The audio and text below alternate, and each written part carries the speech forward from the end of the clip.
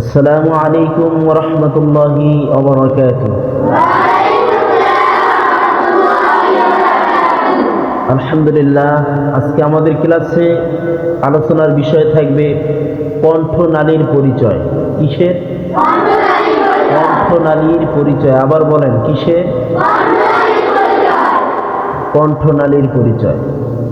মাখরাজ শিখতে হলে অবশ্যই কণ্ঠনালী, জিহ্বা, দাঁত, ঠোঁট এবং মুখের খালি জায়গা ও নাকের বাসি এগুলোর আরবি নাম জানা জরুরি। কি নাম জানতে হবে? আরবি নাম। আরো জোরে বলেন, কি নাম?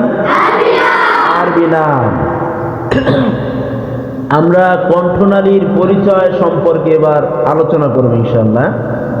খেয়াল করেন, কণ্ঠনালীতে স্তর রয়েছে মোট তিনটি। কয়টি?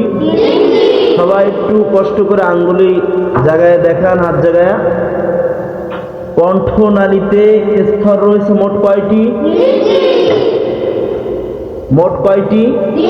তিনটি। আরো জোরে বলেন, কয়টি?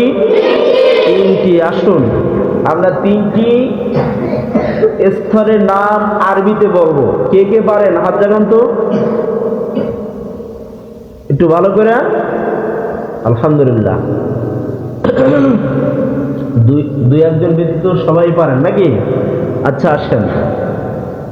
প্রথম হলো আদনাল হালক। কি হাল? আদনাল হালক। তারপর হলো ওয়াসাতুল হালক। কি হালক? জোরে বলেন। তারপর হলো আকসাল হালক।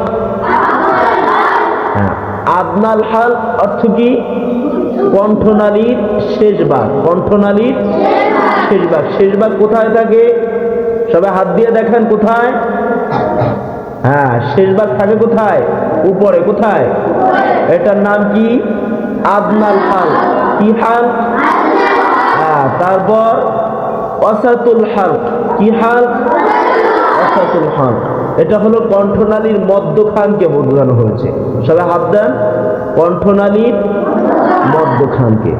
তারপর হলো আকসাল হালক, কণ্ঠনালীর শুরুকে বোঝানো হয়েছে। কণ্ঠনালীর শুরুকে। তাহলে আমরা একসাথে বলি, কণ্ঠনালীর তিনটি স্তর রয়েছে। কয়টি স্তর? তিনটি স্তর।